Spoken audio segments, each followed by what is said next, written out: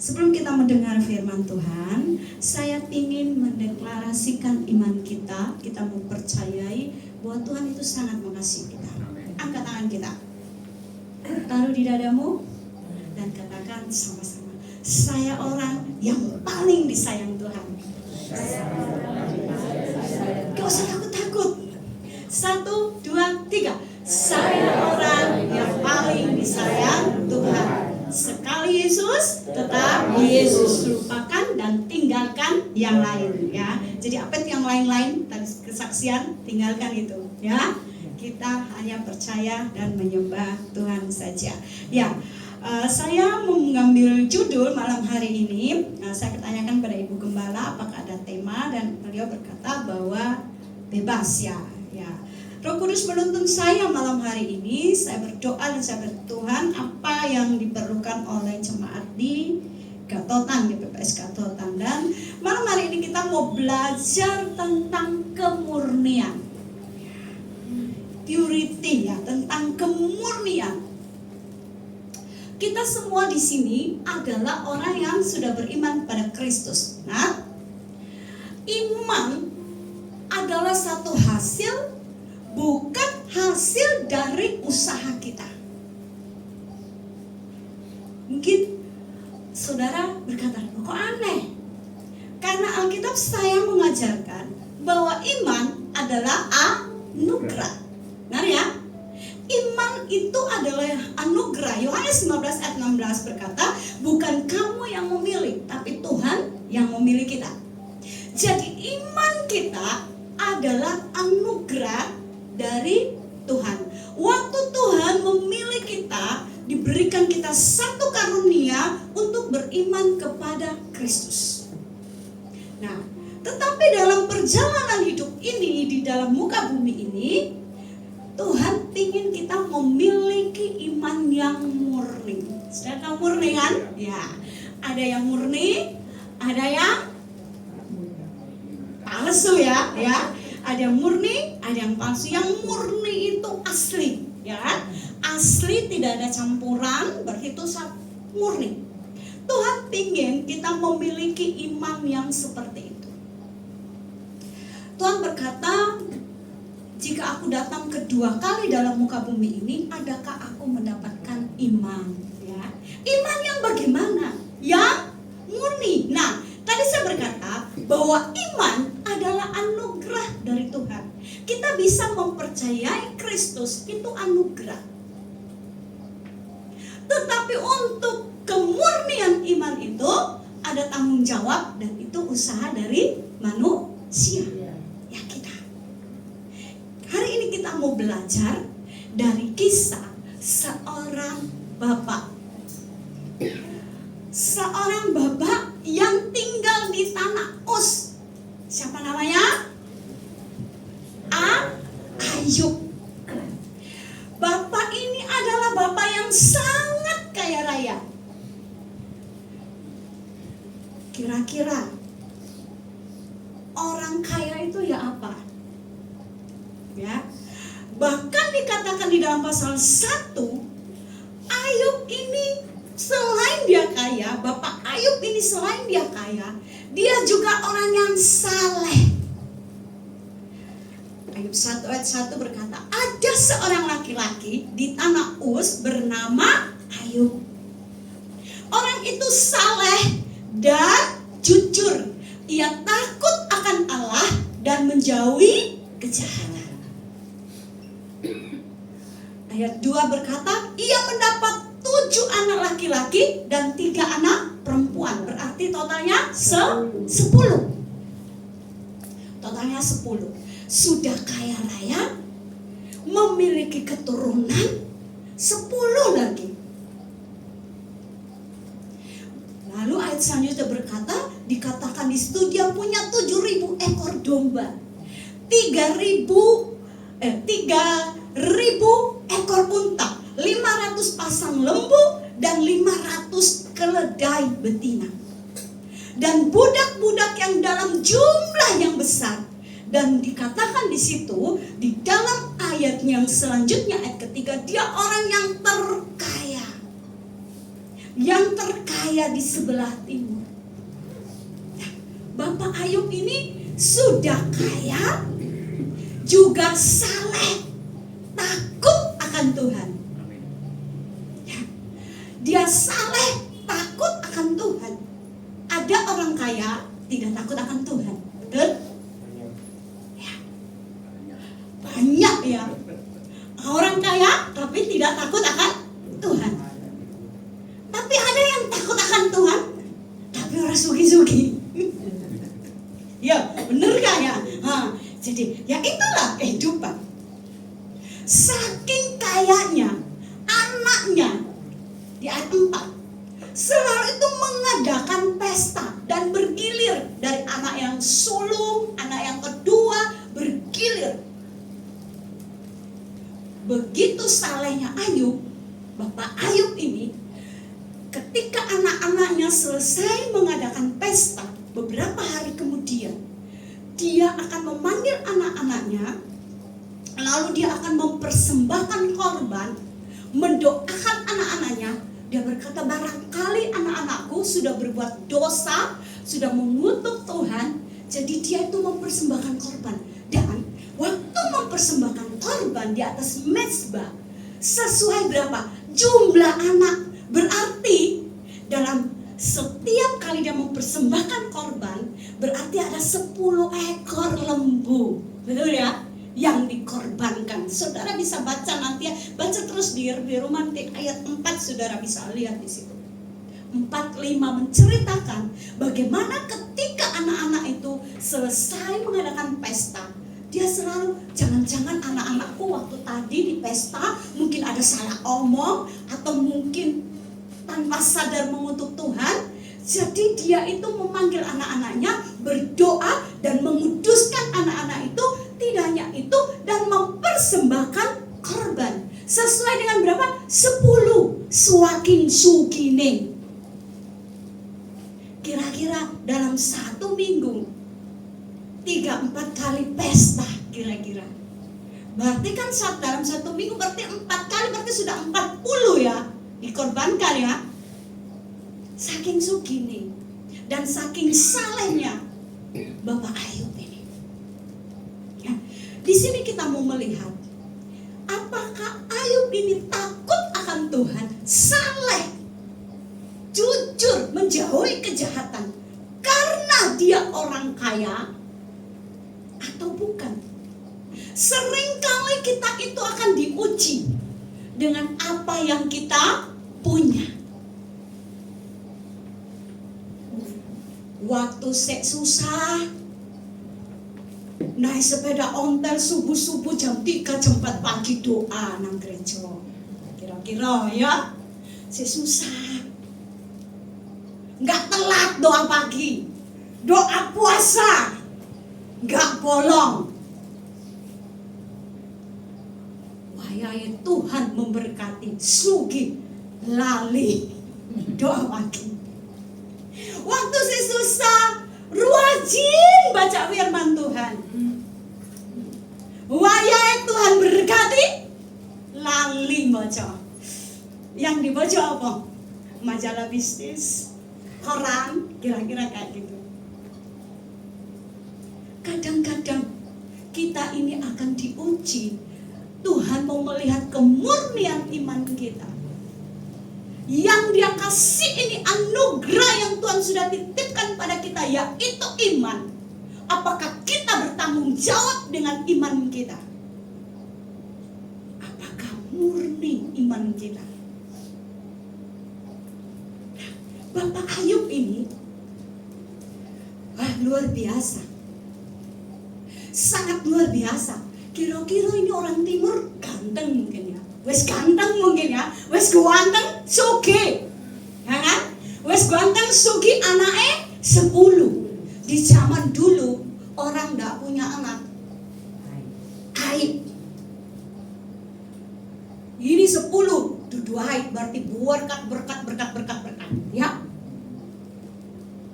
Saya rasa istrinya juga pasti cantik. Nah, di sini kita mau belajar bagaimana imannya Ayub. Apakah tergantung imannya takut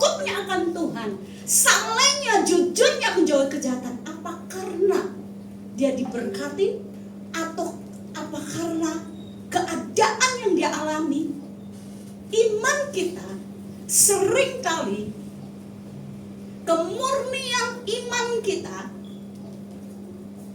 seringkali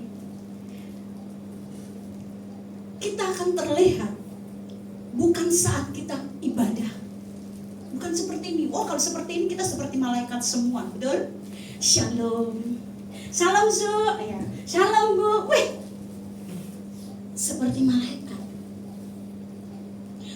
Iman seseorang itu akan terlihat murninya iman itu ketika reaksi pertama, ketika dia menerima persoalan, pergumulan, masalah dalam hidupnya. Kita belajar dari Bapak Ayub ini. Di dalam ayat 9 berkata gini, ayat 8. Lalu bertanyalah Tuhan kepada iblis, apakah engkau memperhatikan hambaku Ayub? Sebab tiada seorang pun di bumi seperti dia, yang demikian saleh dan jujur, yang takut akan Allah dan menjauhi kejahatan. Ini luar biasa. Tuhan memberikan kesaksian kepada setan atau iblis. Kamu dari mana? Mungkin kita akan bertanya gini, Tuhan itu kan di surga, loh kok bisa setan atau iblis itu masuk di surga? Betul ya? Ya bisa kalau Tuhan izinkan. Kalau Tuhan tidak izinkan, ya tidak bisa. Jadi di sini kita melihat ada dua kepentingan.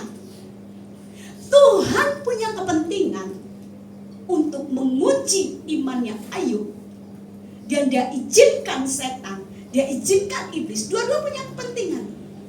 Tetapi iblis punya kepentingan untuk apa? Menghancurkan Ayub.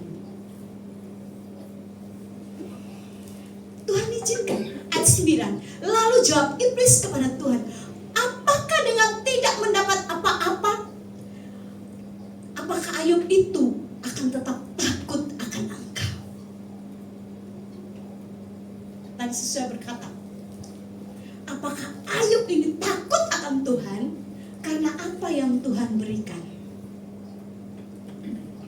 Ayat 10. Bukankah engkau yang membuat pagar sekeliling dia dan rumahnya serta segala yang dimilikinya? Apa yang dikerjakannya telah kau berkati, dan apa yang dimilikinya makin bertambah di negeri itu. Ayat 11. Tetapi ulurkanlah tanganmu dan jamalah segala yang dipunyainya, ia pasti mengutuki engkau di hadapanmu.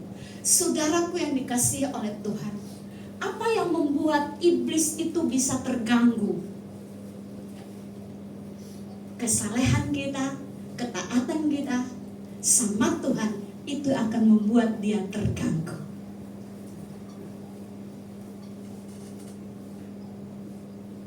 Dia datang sama Tuhan. Dari mana kamu? Bis. Oh, Tantan. Sorry ya kalau ada marga Tan di sini. Sorry. Tantan, kamu dari mana? Oh, aku dari jalan-jalan Tuhan. Apakah kamu lihat hambaku Ayub yang takut akan aku, menjauhi kejahatan, saleh? Loh, dia saleh karena engkau sudah memberkati, karena engkau sudah memberikan apa yang dia kerjakan semua berhasil, makanya dia takut akan engkau. Tapi cobalah ulurkanlah tanganmu.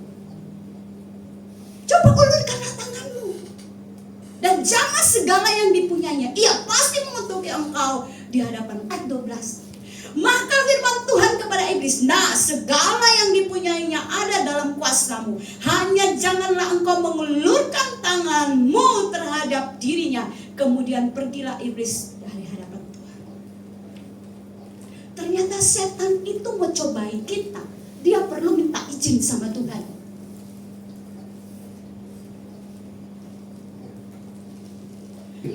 Ada sesuatu yang akan mengganggu, yang tidak nyaman buat setan atau iblis, adalah ketaatan dan kesalehan kita. Saudaraku yang dikasihi oleh Tuhan, lalu apa yang terjadi? Diizinkan oleh Tuhan di dalam ayat 15, datanglah orang-orang Seba menyerang dan merampas serta memukul penjaganya dengan mata pedang. Hanya aku sendiri yang luput sehingga sehingga dapat memberitahukan hal itu kepada Tuhan. Jadi Tuhan izinkan gembala-gembalanya, karyawannya dirampas. Datanglah dikatakan orang-orang Seba, pekerja-pekerjanya dipukul. Lalu dalam ayat 16 saudara bisa baca lagi bagaimana kambing domba, ternaknya diambil, dirampas oleh orang Kasdim. Kalau tadi pekerjanya, kalau tadi anak buahnya, ini sekarang apa? Ternaknya. Tuhan izinkan ternaknya. Lalu di dalam ayat 18 dan sampai 19 di situ dikatakan apa? Ketika anaknya sedang mengadakan pesta di rumah anaknya yang sulung, angin ribut itu datang sehingga rumah itu roboh dan menimpa semua anak-anaknya. Lalu apa? Mati. Bayangkan dalam satu hari pekerjanya dipukuli, bahkan dirampas, mungkin dibawa. Lalu yang kedua, ternaknya diambil, dirampas. Lalu apa yang ketiga? Anak-anaknya. Kira-kira saudara dan saya bisa membayangkan dalam satu hari. Bagi saya ya, kalau cuma ternak, pegawai, bisa diusahakan lagi enggak? Tapi darah daging dalam satu hari 10. Menurut Bapak Ibu Saudara, bisa stres enggak Bapak Ayu? Bisa ya? Dalam satu hari.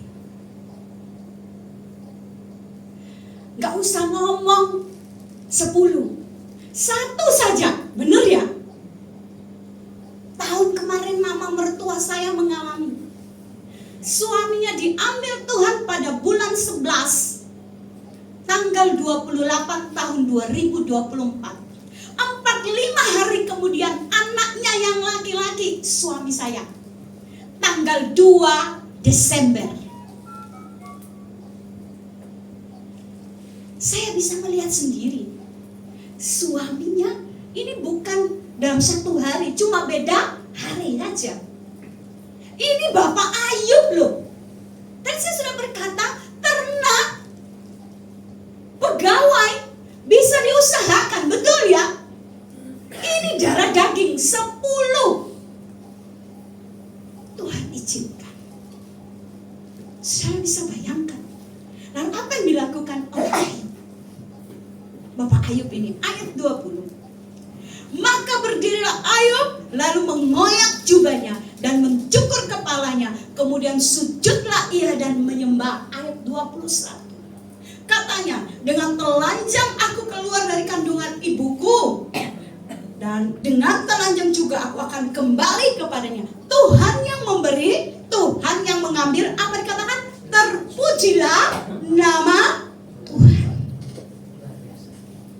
Apa yang terjadi? Saudara mungkin sudah banyak mendengar kisah ini, tapi saya tidak tahu kenapa Roh Kudus menuntun saya untuk membawakan ini. Saya nggak tahu. Kita sudah dengar cerita ini mulai dari sekolah minggu, betul ya? Yang pertama dilakukan Ayub, Bapak, sujud dan menyembah dan memuji Tuhan.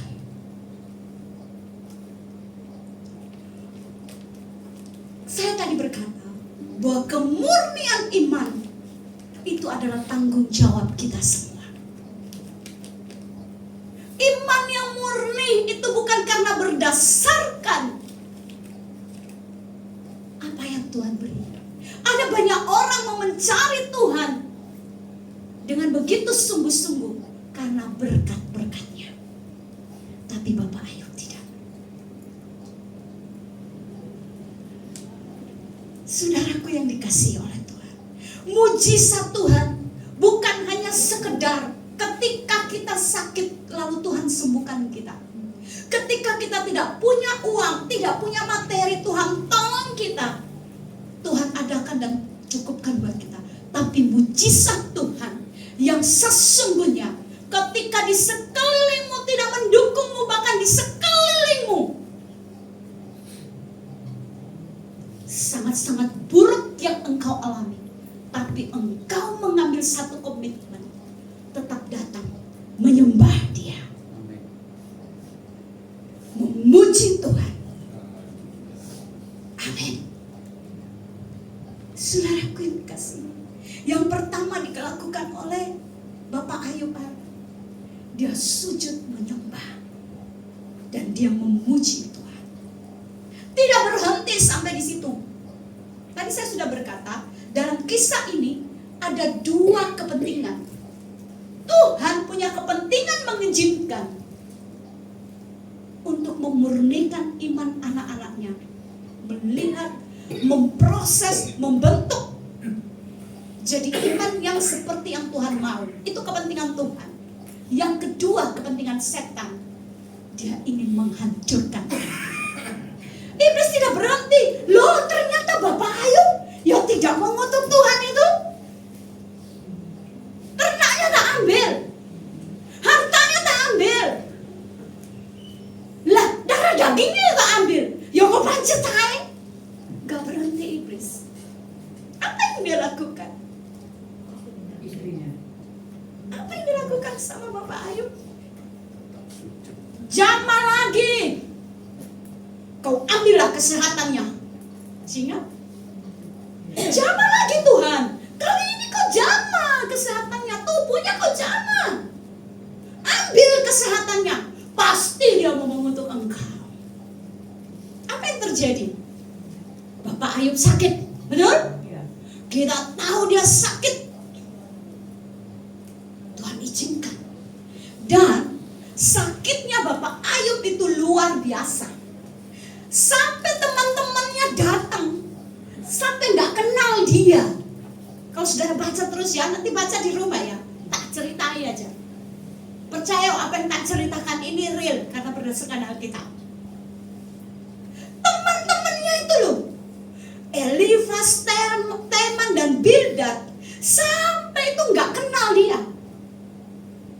Di dalam ayat 12, saudara bisa baca bagaimana Bapak Ayub ini dijamah kesehatannya. Dikatakan di situ dia penyakitnya dia borok, dia garuk-garuk badannya itu sama apa? Beling. Ada di terjemahan asli dikatakan bahwa penyakitnya Bapak Ayub ini mengeluarkan ulat dari dalam tubuhnya. Ada hamba Tuhan menafsirkan bahwa Bapak Ayub ini berpenyakit kusta. Ya tidak apa-apa, itu tafsiran. Tetapi kalau saya tidak mempercayai itu, karena di terjemahan asli dikatakan bahwa Bapak Ayub ini menderita satu penyakit yang menimbulkan ada ulat, ada belatung pada tubuhnya.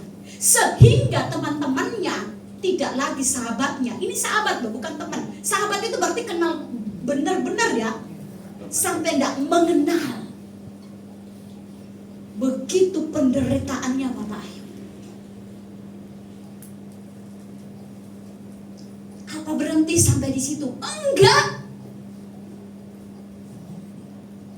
Apa yang terjadi? Kalau orang luar mungkin tidak mensupport kita, bagi kita tidak apa-apa ya. Tapi ini istrinya, pasangan hidup. Mungkin kalau Bapak Ayub ini orang Chinese, kok daripada awak mau ngene, kutukilah Tuhan Allahmu. Betul? Mas, bang, kutukilah Tuhan Allahmu. Keadaanmu kayak gini loh, awakmu kesalahan, jujur, menjauhi kejahatan, tapi kok ngene, kutukilah. Bayangkan pasangan hidup, orang yang dekat dengan kita. Pak Ayub tidak hanya kehilangan ternak, tidak hanya kehilangan pegawai, tidak hanya kehilangan darah daging, tapi tidak mendapatkan support dari orang terdekatnya, orang yang dikasihi, orang yang dicintai. Lalu, bayangkan bagaimana bisa stres. Puji Tuhan, Bapak Ayub tidak gila. Saudaraku yang dikasihi oleh Tuhan, mari kita mau belajar bagaimana Bapak Ayub, sekalipun apa yang dikatakan ayat 10, di dalam Ayub 2, Ayub pasal 2 ayat 10 dikatakan gini. Tetapi jawab Ayub kepadanya, engkau berbicara seperti perempuan gila. Apakah kita mau menerima yang baik dari Allah, tetapi tidak mau menerima yang buruk? Dalam kesemuanya itu apa dikatakan? Ayub tidak berbuat dosa dengan apa? Bibirnya. Hebat gak Bapak Ayub ini? Tapi sehebat-hebatnya manusia, mesti ada titik kelemahannya. Kalau saudara baca terus kisah Bapak Ayub, Bapak Ayub protes. Itu gambaran kita. Gambaran kita. Seringkali kita udah sampai pada titik kadang kita tidak mampu. Dia protes. Apalagi ketiga temannya ini. Oh, tak mungkin Tuhan itu memberikan sesuatu yang seperti kamu alami ini. Kamu kan orang jujur, orang saleh, gak mungkin. Saudaraku yang dikasih oleh Tuhan, dalam hidup ini kita jangan ngomel. Kalaupun kita melihat ada orang yang mengalami segala macam persoalan pergumulan, mungkin bahkan sampai pada penderitaan yang dialami, jangan suka menghakimi. Gara-gara kau itu dosamu akeh, makanya kamu kayak gini. Jangan-jangan dia Bapak Ayub. Kayak Bildad ini, Elifas, Teman. Nggak mungkin. Kamu pasti melakukan dosa. Makanya Tuhan izinkan ini. Hati-hati di dalam kita bergaul. Dengan siapa kita bergaul. Padahal ini sahabat loh. Alkitab mengatakan dia sahabat kan. Saudara, mari kita mau belajar. Kalau Tuhan izinkan sesuatu, jangan ngomel, jangan protes, jangan menggerutu. Tetapi Tuhan pun tahu kelemahan kita. Kita ini manusia, benar? Manusia biasa, terkadang ada kelemahan kita. Ada kelemahan di dalam diri kita. Bahkan yang pertama tadi tetap percaya dan sembah Tuhan. Dan yang kedua, jangan ngomel, jangan protes, jangan menggerutu. Istrinya, wajar gak dia seperti itu? Nah, menurut saya, ini menurut saya ya, sebagai manusia ya udah tahu lihat saudara, wajar sebagai manusia. Dia seorang ibu loh, dia yang melahirkan loh, 10 dalam 1 hari. Loh ya kan, darah daging loh itu. Lek suami ini kan kita ketemunya, ya kan, lalu kita dipersatukan. Tapi ini anak yang keluar dari dalam diri kita, benar ya? Dalam 1 hari 10. Dan hebatnya Tuhan, di akhir cerita ini, Tuhan itu tidak marah loh sama istrinya Bapak Ayub. Gak ada ditulis loh. Berarti Tuhan memahami kelemahan istri Bapak Ayub. Yang dia marah siapa? Ayub. Ketiga temannya, betul ya? Bildad, Elifas, Teman. Iya, karena apa? Sofar. Karena apa? Salah memahami Tuhan.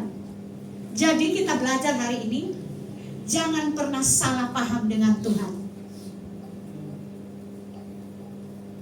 Tapi kita mau belajar seperti Elihu. Ingat ya? Teman sahabatnya Elihu.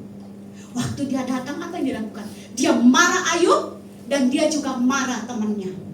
Aku berdiri di tengah-tengah, tidak ada yang tak bela. Kamu Ayub, kamu ya salah. Kenapa dia bilang salah? Karena dia bilang gini. Dia itu mengeluh sama Tuhan. Loh Tuhan, aku menjaga mataku daripada darah-darah muda. Bayangkan, berarti seorang suami yang benar-benar takut akan Tuhan.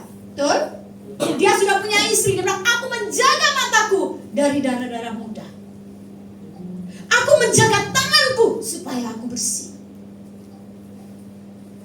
Dia marah. Loh, kenapa Tuhan ini izinkan? Loh, kamu yang salah. Lalu dia ngomong sama teman-temannya juga, kamu juga salah. Sebab itu kalau cari sahabat, carilah sahabat yang benar-benar sahabat, memiliki hikmat yang daripada Tuhan.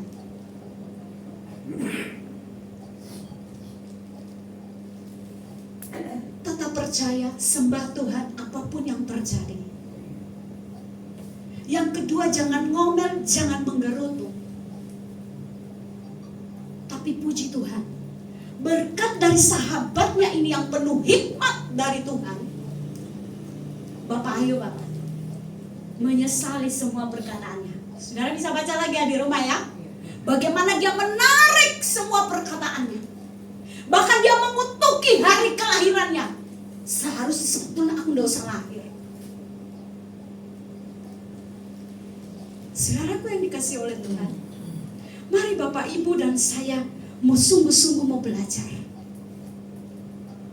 Dan saya percaya ketika Tuhan memulihkan Ayub, waktu di dalam pasal 42, coba kita lihat di dalam pasal 42 ayat 4 dan 6. Ayub pasal 42, saya mau tunjukkan sama Bapak Ibu betapa hebat dan dahsyatnya ini. Kita lihat ya, pasal 42 ayat 5 ayat 4 dulu. 42 ayat 4. Firman-Mu dengarlah, maka akulah yang akan berfirman. Aku akan menanyai engkau supaya engkau memberitahu aku. Ayat 5. Hanya dari kata orang saja aku mendengar tentang engkau, tetapi sekarang mataku sendiri memandang engkau. Oleh sebab itu aku mencabut perkataanku. Dalam terjemahan aslinya dalam bahasa Ibrani dia katakan di situ, mencabut perkataanku. Ini agak kurang. Menghinakan diriku, ada kata menghinakan diriku dalam terjemahan asli, dan dengan menyesal aku duduk dalam debu dan abu. Dia menyesal dengan segala perkataannya yang menggerutu tadi, ngomel tadi. Dia berkata, aku menghinakan diriku. Aku ini sebetulnya Tuhan terlalu hina. Yang tadi dia berkata apa? Aku ini menjaga mataku dari dalam muda. Dengan arti kata, betul-betul dia itu orang yang saleh, jujur. Tapi kita harus cari tahu dulu. Saleh dan jujur, takut akan Tuhan, yang bagaimana yang Tuhan mau. Jadi artinya di sini berarti, Bapak Ayub tidak ada dosa. Dia jujur, dia saleh, menjauhi kejahatan. Dia tidak ada dosa. Salah. Alkitab mencatat kita semua sudah berdosa. Semua kita jatuh di dalam dosa. Artinya dia tidak berdosa seperti orang-orang yang hidup sesamanya. Sama seperti Nuh. Nuh dikatakan orang yang saleh, orang yang takut, dia bergaul karib dengan Tuhan, dia saleh, tidak seperti orang-orang sesamanya. Tapi apakah mereka tidak berdosa? Berdosa, sama dengan kita. Kita semua sudah jatuh di dalam dosa. Maka kita tidak boleh sombong-sombong sama Tuhan. Tuhan, aku loh pelayanan loh luar biasa. Aku tidak pernah absen kalau pelayanan. Anakku pun sakit tak tinggal di rumah. Aku ngoyo loh Tuhan. Aku datang, aku tidak absen.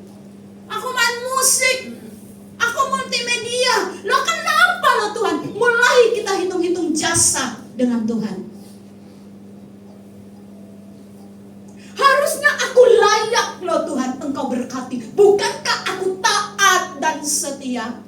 Loh memang ada firman Tuhan bilang, kalau kita taat dan setia, Tuhan memberikan upah sama kita. Tapi Tuhan tidak suka kalau kita hitung jasa dengan Tuhan. Yang seharusnya kita berkata apa? Kita mengucap syukur setiap hari sama Tuhan. Jangan ngomel, jangan menggerutu, dan jangan pernah salah paham dengan Tuhan. Dan apa yang terjadi? Ayat 12, Tuhan memberkati Ayub dalam hidupnya. Yang selanjutnya, lebih dari dalam hidupnya mendapat 14.000 ekor kambing domba dan 6.000 unta, 1.000 pasang lembu dan 1.000 ekor keledai betina. Ayat 13, ia juga mendapat 7 orang anak laki-laki dan 3 anak perempuan. Dan anak-anak perempuan yang pertama diberi namanya Yemima, yang kedua Kesha, dan yang ketiga Keren Hapuk. Ayat 15 ini luar biasa. Di seluruh negeri tidak terdapat perempuan yang secantik anak-anak Ayub, dan mereka diberi ayahnya mirip pusaka di tengah-tengah saudara-saudaranya laki-laki. Bapak Ibu, apa yang Tuhan lakukan? Tuhan pulihkan kan keadaannya Ayub. Kalau kita pernah ada seperti Ayub, kita pernah ngomel, kita pernah menggerutu, bahkan kita pernah salah paham dengan Tuhan. Oh, orang yang takut akan Tuhan, yang jujur, yang menjauhi kejahatan juga bisa jatuh di dalam satu kesalahan. Bisa. Bisa. Kisahnya Ayub ini luar biasa. Jangan kita hanya melihat dari posisi, dari satu sisi, tapi lihat apa yang baik, apa yang tidak baik dari diri seseorang, tetap jadikan pelajaran buat kita.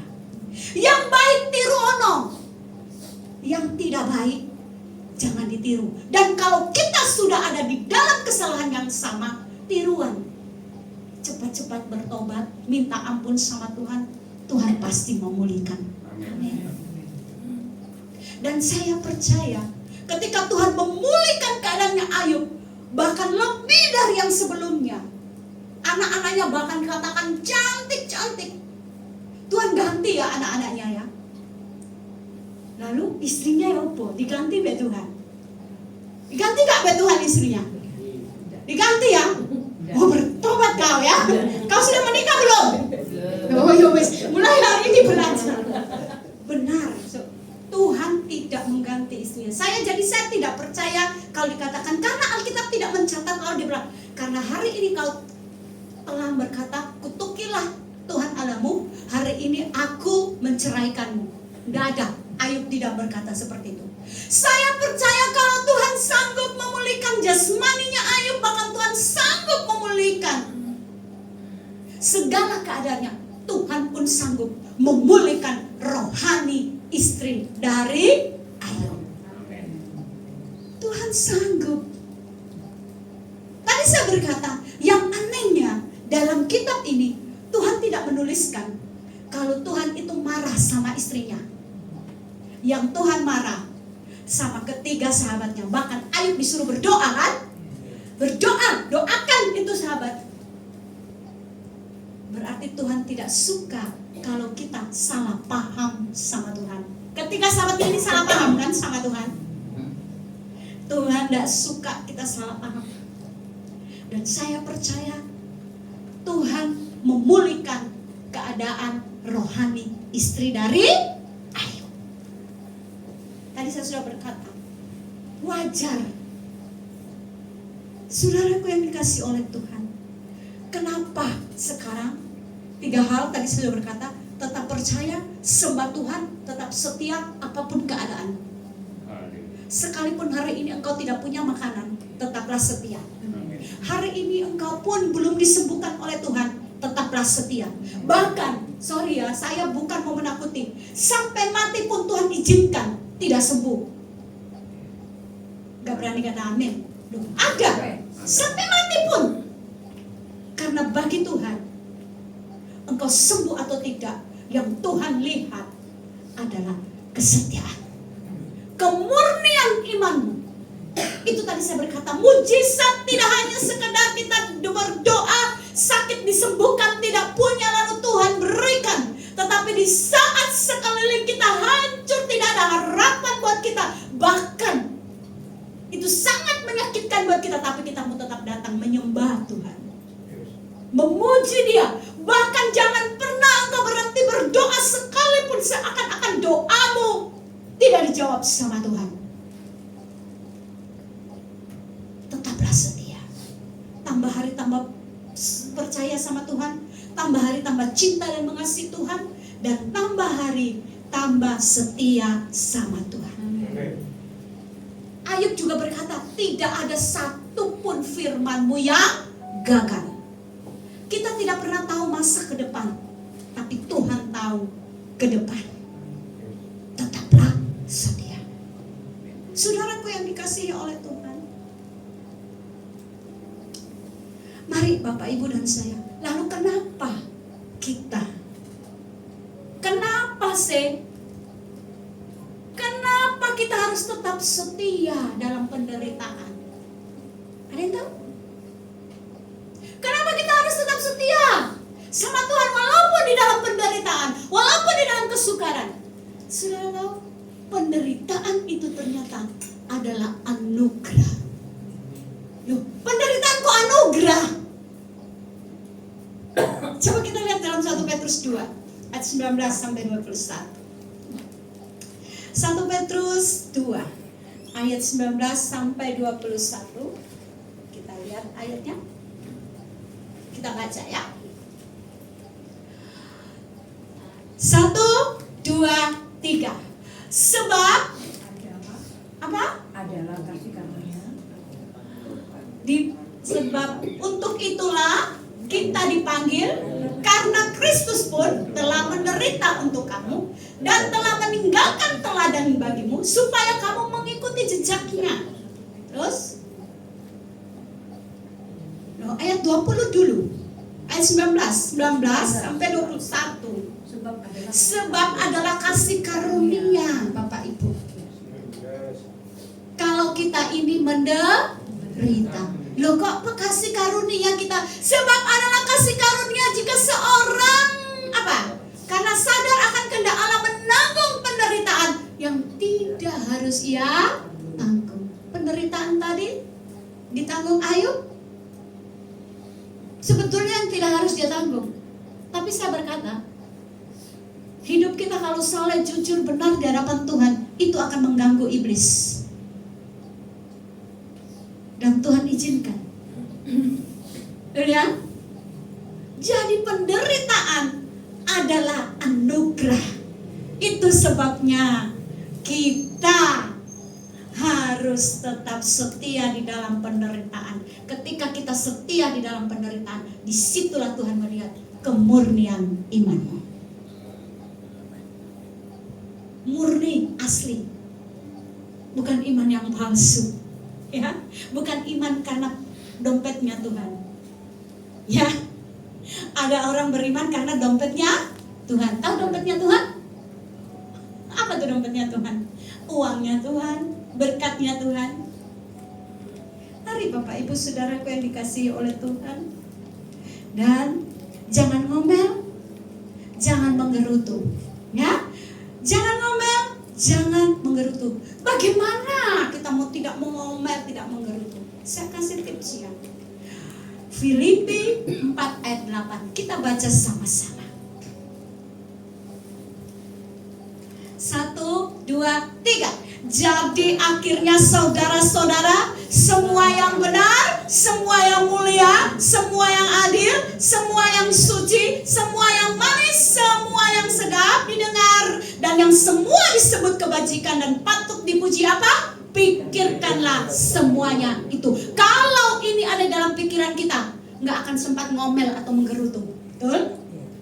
Tidak akan sempat ngomel atau menggerutu. Ini ada di dalam pikiran kita, tidak akan ngomel, tidak akan menggerutu. Kenapa? Ayat 7 Filipi 4, naik di atasnya. Karena damai sejahtera Allah yang melampaui segala akal akan memelihara apa? Hati dan pikiran kita di dalam Kristus Yesus. Itu kuncinya. Supaya kita tidak ngomel, tidak menggerutu ketika penderitaan, kesesakan itu datang pada kita. Damai sejahtera itu. Lalu yang lebih hebat lagi apa? Filipi 4 ayat 4. Bersukacitalah. Tuh? Filipi 4 ayat 4. Bersukacitalah senantiasa dalam Tuhan. Sekali lagi aku katakan apa? Bersukacitalah. Ini Bapak Ibu, kuncinya supaya kita tidak menggerutu, tidak ngomel sama Tuhan. Orang penderitaan, kesesakan kau bersuka cita. Ya bersuka cita. Kenapa? Karena tidak dari kekuatan kita sendiri. Betul? Kita mengalami, kita menanggung semuanya bukan dari kekuatan kita sendiri. Lompat lagi dalam ayat 13. Segala perkara dapat kutanggung di dalam Dia yang memberikan kekuatan kepadaku di dalam Kristus Yesus Tuhan kita. Amin. Saudara, mari, kalau kita punya pikiran seperti ini, maka celah untuk salah paham sama Tuhan tidak akan ada dalam pikiran kita. Tidak boleh lagi salah paham sama Tuhan, ya. 3 oleh-oleh yang saya bawa dari bunguran buat saudara. Tetap percaya Tuhan, tetap sembah Dia, tetap setia, tetap berdoa walaupun doamu belum dijawab, bahkan seakan-akan tidak dijawab sama Tuhan. Dan yang kedua, jangan ngomel, jangan menggerutu, jangan protes sama Tuhan. Yang ketiga, jangan salah paham sama Tuhan, ya, karena Tuhan lebih tahu apa yang ke depan. Kita tidak pernah tahu, tapi Tuhan tahu. Seringkali Tuhan izinkan apa yang ada di dalam genggaman kita, Tuhan ambil untuk apa? Memurnikan iman kita. Saya tutup dengan satu ilustrasi, Bapak Ibu. Ada seorang anak ditinggal mamanya. Mamanya meninggal, mamanya hanya bisa mewariskan dia 1 kalung. Tapi kalung itu imitasi, karena mamanya tidak bisa membelikan yang asli. Dan dia sangat sayang sekali sama kalung itu. Dia jaga baik-baik, dia bersihkan, pokoknya jangan sampai hilang. Satu hari papanya minta, "Nak, papa boleh minta kalungmu?" "Nggak boleh, ini punyaku, ini punya mama, aku sayang sama mama, nggak boleh."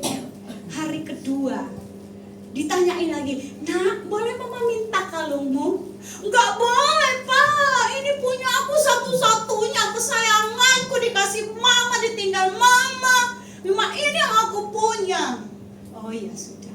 Hari ketiga dicoba lagi minta sama anaknya, "Boleh enggak papa minta?"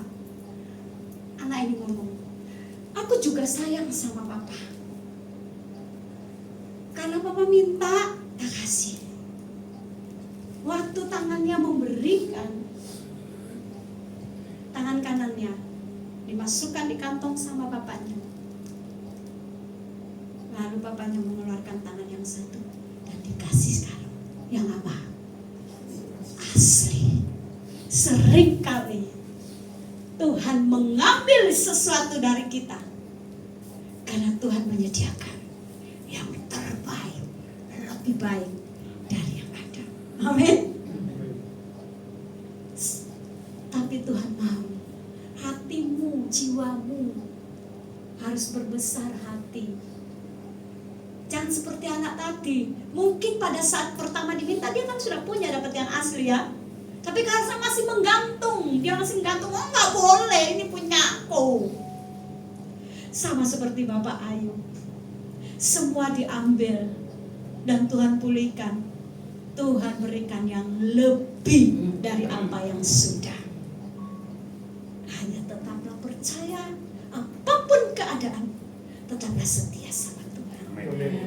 Sekalipun harus merangkak, Bapak Ibu, tetaplah setia. Yang kedua, jangan ngomel, jangan gerutu, ya, kayak cangkeme gitu.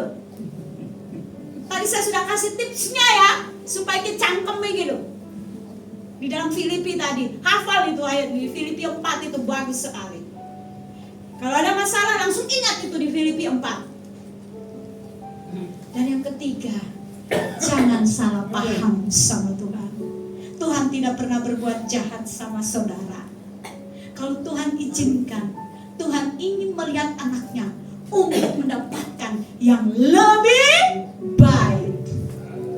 Amin. Amin. Tuhan Yesus memberkati. Tapi jangan sampai kalau dia pulang nanti, "Duh, istriku digondol orang." Wes bapak, no, Tuhan menyediakan yang terbaik. Nah, Tuhan menyediakan yang lebih baik. Ayo, jangan itu, jangan, ya, jangan. Oh bapak, no. Oh istriku di mana? digondol wong iki. Ya wes babakno. Tadi kan Ibu Pendeta udah ngomong, kalau yang diambil sama Tuhan berarti Tuhan sediakan yang lebih baik. Tidak Bapak Ibu ya? Tuhan melarang, tak boleh. Kita bercerai, tak boleh. Ada masalah dalam keluarga, rumah tangga diselesaikan. Ya, Tuhan pasti pulihkan. Tuhan sanggup memulihkan kerohanian istrinya Ayub kok. Roh Kudus yang sama dalam kita sanggup memulihkan kita. Amin. Tuhan Yesus memberkati. Berbahagialah mereka yang mendengar firman Tuhan, yang menyimpan dan melakukannya. Saya ingin mungkin dikirimi lagu ya. Iya. Apapun yang terjadi. Nah itu nanti takutnya tidak bisa nyanyi semua. Kita nyanyi lagu lama aja. Apa tuh? Semuanya tahu kan? Allah mengerti. Oh tahu ya. Allah mengerti, Allah peduli. Banyak perkara. Haleluya Yesus. Terima kasih Tuhan. Kami bersyukur. Saudaraku yang dikasih oleh Tuhan, dalam hidup ini ada banyak hal, pertanyaan-pertanyaan yang sebetulnya tidak ada jawabannya. Kita mau bertanya Bun, Tuhan kenapa dan kenapa dan kenapa? Karena manusia itu terbatas otak pikiran kita. Tapi percayalah, Tuhan itu membuat segala sesuatu itu ada maksudnya. Dan yang pasti itu yang terbaik buat kita. Firman Tuhan berkata bahwa rancangan Tuhan bukan rancangan kecelakaan, tapi rancangan yang penuh dengan damai sejahtera. Mari apa yang menjadi persoalan pergumulan kita bawa kepada Tuhan. Dia Allah yang peduli, Allah yang mengerti. Banyak perkara.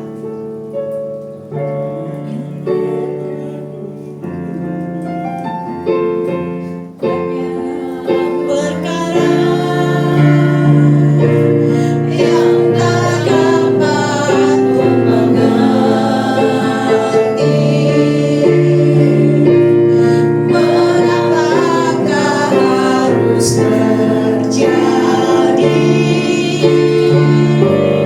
di dalam kehidupan ini? Satu perkara yang kusimpan dalam hati, tiada satu yang terjadi tanpa Allah peduli, Allah mengerti, Allah mengerti, Allah peduli segala soalan yang kita hadapi. Tak akan pernah dibiarkannya ku bergumul sendiri, sebab Allah mengerti. Mari kita bangkit berdiri, angkat tanganmu di hadapan Tuhan. Allah mengerti, Allah peduli segala soalan yang kita hadapi. Tak akan pernah dibiarkannya ku bergumul sendiri, sebab Allah mengerti. Bapak Ibu Saudara yang dikasihi Tuhan, apa yang menjadi persoalan pergumulan saudara saya tidak tahu. Tapi percayalah bahwa Tuhan sangat mengasihi dan mencintai saudara. Dia tidak pernah tinggalkan. Kalau Tuhan tidak pernah tinggalkan Ayub, Tuhan yang sama juga tidak pernah tinggalkan kita. Hanya tetaplah bertahan dan sabarlah. Tetaplah percaya Tuhan Yesus. Tetaplah setia. Tetaplah sembah Dia. tetaplah puji Dia. Dan mengucap syukurlah di dalam kehidupan kita. Kehidupan yang kita jalani saat ini, mengucap syukurlah. Jangan ngomel, jangan bersungut-sungut, jangan menggerutu. Dan jangan pernah salah paham sama Tuhan.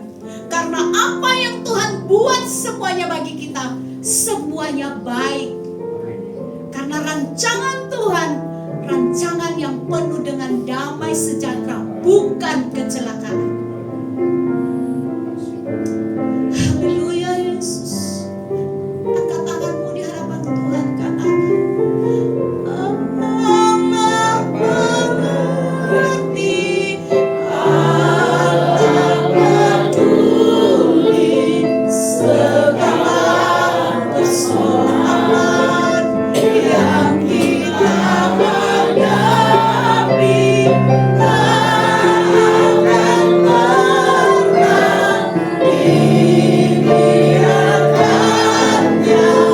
Ku bergumul sendiri selama berdiri. Sekali lagi. Allah mengerti, Allah peduli segala persoalan yang kita hadapi. Tak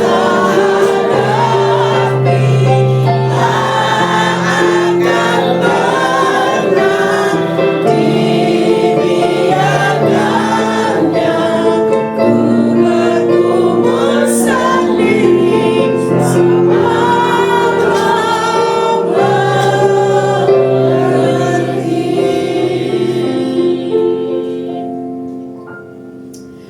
Tuhan, kami mengucap syukur buat kebenaran firman. Firman Tuhan tidak sempurna. Ada banyak kekurangan di dalamnya Tuhan.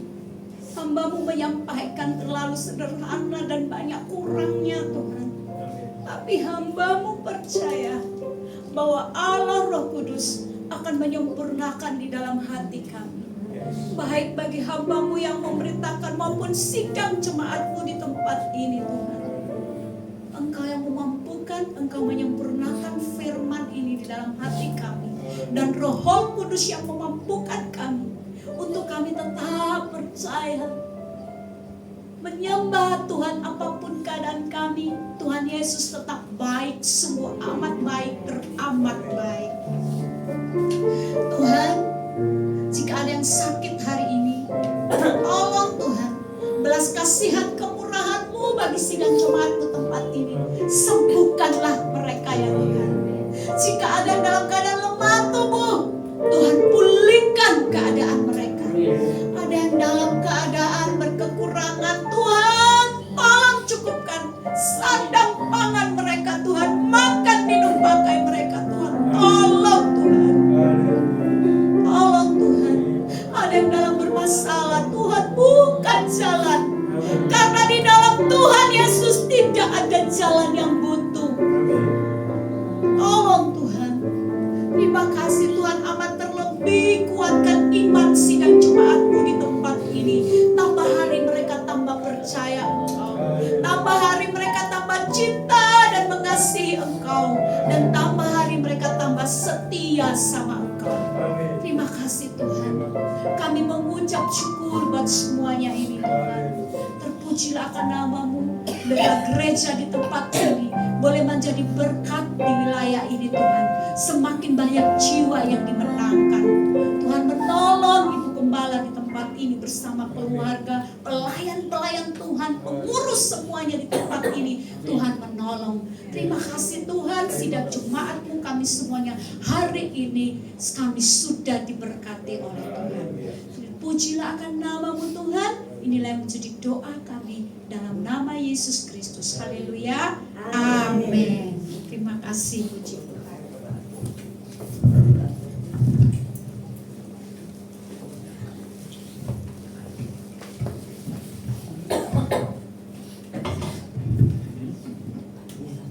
Kami ucapkan terima kasih pada Ibu Pendeta Ya, Dharma, Tuhan yang memberkati dengan berlimpah-limpah